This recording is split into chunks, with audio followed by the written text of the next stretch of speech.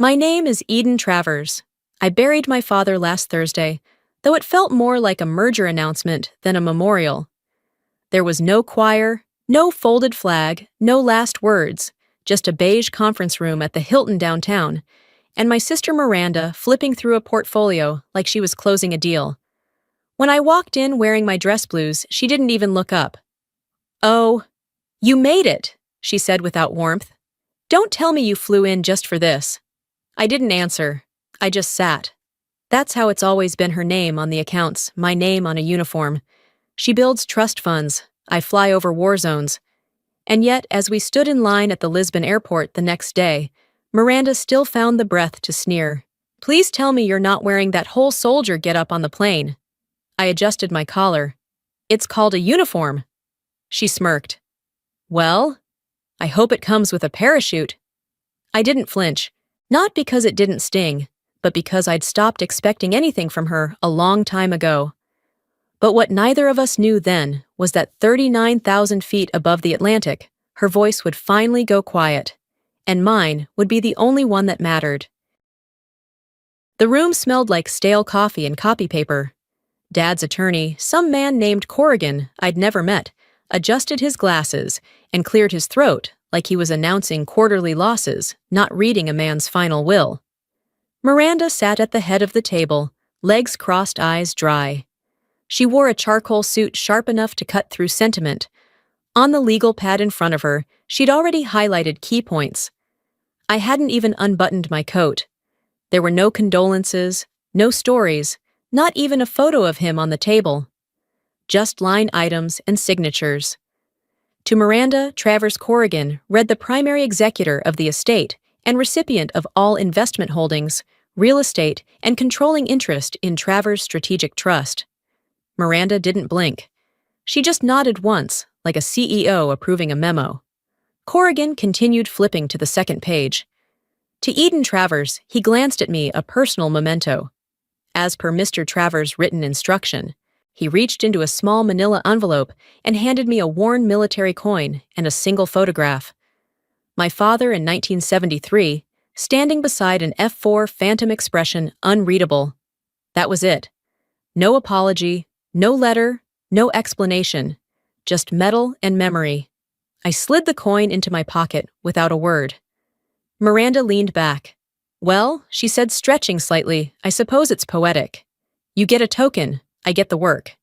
There was no one else in the room to object. My mother had passed years earlier. No cousins, no uncles.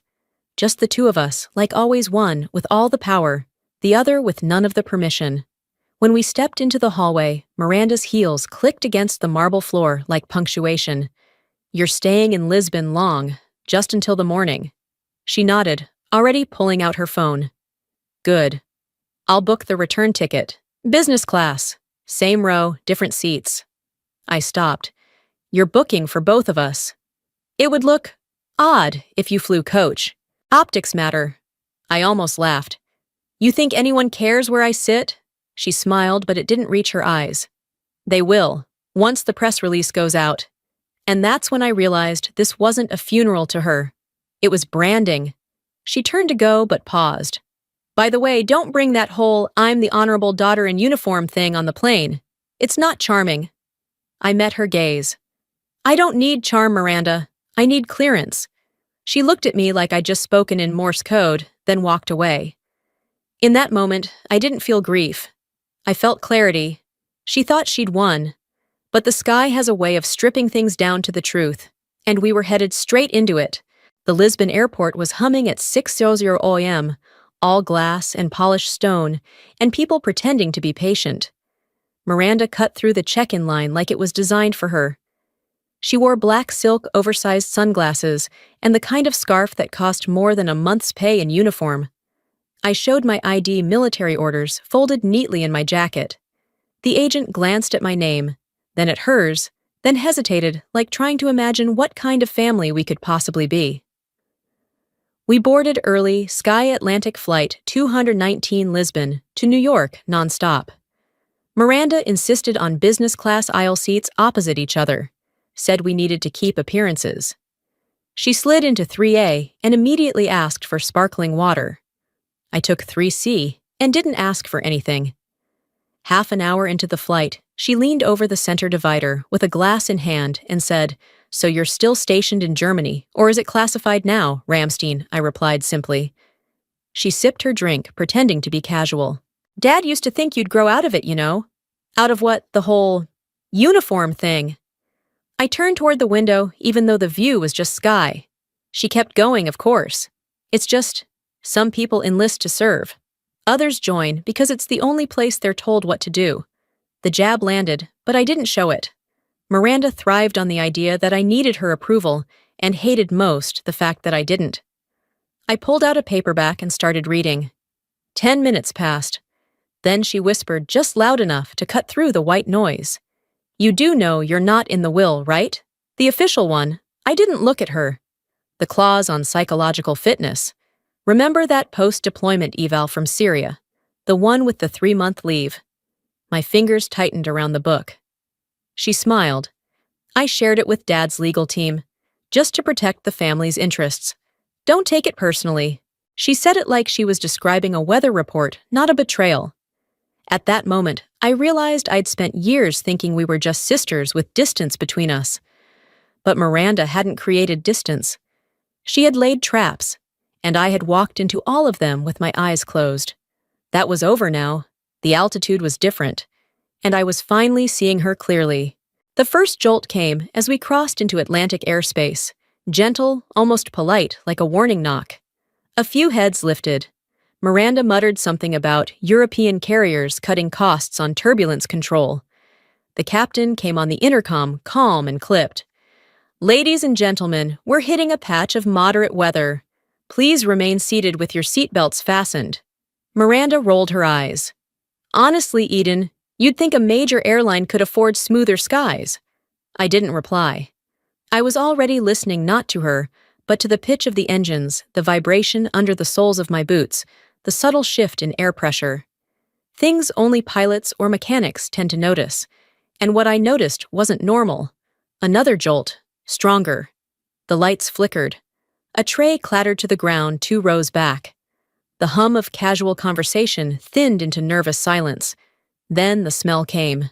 Faint at first, acrid chemical, almost sweet. Electrical. I unbuckled quietly, leaned forward, and tried to spot a flight attendant. One passed briskly, her jaw, tight eyes scanning. That's when the right engine whined long and uneven, followed by a popping sound like metal snapping under stress. The cabin reacted as if on cue, gasps, someone praying, a baby crying. The seatbelt signs lit up again. Miranda clutched the armrest. "This is ridiculous," she hissed. "I should have booked private." I didn't move, didn't speak. My body had already gone into flight check mode. Breathing, slow awareness sharpened every noise, feeding a calculation. Something was wrong, something critical. Then the power dimmed. Just for a second, but enough. That's when I felt it. Not fear. Clarity. The kind of stillness that only comes at 39,000 feet, when metal weather and silence conspire to teach you who's really in control. I looked over. Miranda was pale now. Her sarcasm eroded into something closer to panic. "They should be saying something," she said under her breath. "They're busy," I replied. "Or trying to fix what they can't say." She turned toward me, a flicker of accusation rising.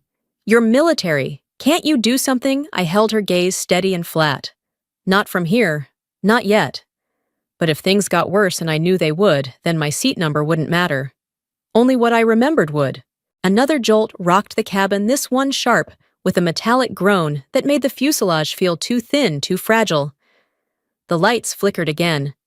Passengers gasped. Someone screamed from the back. The smell of burning wire thickened, undeniable now. Then came the voice, strained and cracking through the intercom. "Flight crew to cockpit. Mayday. Engine 2. Fire. Repeat, engine 2 compromised." Silence followed. Not the calm kind, the heavy kind, when everyone realizes they're strapped into a situation no one on the ground can fix in time. I was already unbuckling. "Where are you going?" Miranda hissed, grabbing my sleeve. I looked at her, not with anger, not even pity, just finality. "Forward." The flight attendant stood frozen near the galley. Her eyes caught mine. No words, just a small, desperate nod. I moved past rows of rigid bodies and wide eyes steady against the trembling floor. Drinks had spilled. A man was whispering prayers. A child sat clutching a stuffed bear too scared to cry. At the cockpit door, I knocked hard. No response. I tried the handle. Unlocked. Inside the scene was chaos. The captain was slumped forward, oxygen mask dangling uselessly from his neck. The co-pilot, barely holding on, had sweat pouring down his temple, one hand gripping the yoke, the other clutching his chest like the pressure itself was trying to collapse him. "I'm qualified military flight," I said fast. "Do you need help?" He looked up, eyes bloodshot and scared. "Can't stabilize. Right engine's gone. Hydraulics fading. He passed out 10 minutes ago." I didn't hesitate. "Move!" He slid over without protest. I strapped in, pulled on the mask, and laid both hands on the controls. The readings were worse than I expected, pressure dropping, fuel bleeding, lateral balance off by several degrees. But I'd flown through worse. I'd flown without wings. Behind me, the door creaked. Miranda stood in the threshold, jaw slack. "What are you doing?" she breathed. I didn't turn around. "Landing a plane." She took a step forward. "You can't, I can. And I will." The yoke kicked back, resisting me like a wounded animal. I leaned in steady. From the corner of my eye, I saw Miranda shrink back. No more barbs, no clever smirks. Just the realization that all the power she'd clung to was useless here. This was no boardroom. This was altitude. And up here, respect wasn't granted. It was earned. The co-pilot Stokes, his nameplate read, was pale but alert enough to support. I spoke low, and even as I recalibrated, "We've got one engine unstable, partial hydraulic loss, and a heavy fuel load. How far to the closest strip?" He swallowed hard. "McNally Field, Nova Scotia. Emergency rated, 6,000 feet. Too short for a 7-ton 77 with a belly full of fuel." I flipped the fuel crossfeed switch, watched the gauges drain slower than I needed. "Start bleeding right tank. Dump what we can." He didn't question, just moved. In the cabin, I could feel the shift passengers, sensing the altitude change, sensing something unnatural in the air. Stokes glanced over. "You ever flown commercial?" "Not once," I said. "But I've landed fighters with smoke pouring through the cockpit and half a wing missing." He let out a brittle laugh. "Good enough for me." I keyed the radio. "McNally Tower, this is Sky Atlantic 219. Captain unresponsive. Co-control assumed by military pilot. Request emergency clearance. Engine 2 out." Declaring Mayday. A pause. Then Sky Atlantic 219, McNally reads you. Runway 17 cleared. Emergency crews standing by. "You are not rated for field length. We'll make it work." The closer we got, the more the plane fought. It didn't want to descend clean.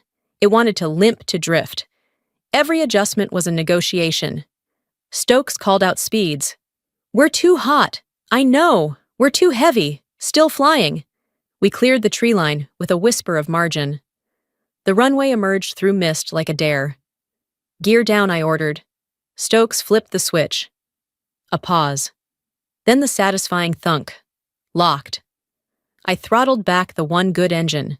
We needed drag more than thrust. The nose dipped, the plane shuddered. The yoke shook in my hands, like it resented my grip. Stokes looked out the windshield. "We're landing too fast." I didn't blink. "Then we won't bounce." Meaning, I'll kill the engine at flare. Glide the rest." He stared. "You're insane." "No. I'm exact." At 200 feet, I cut power. The silence inside the cockpit was absolute. We dropped. Touched down hard. Tires screamed. The tail slammed.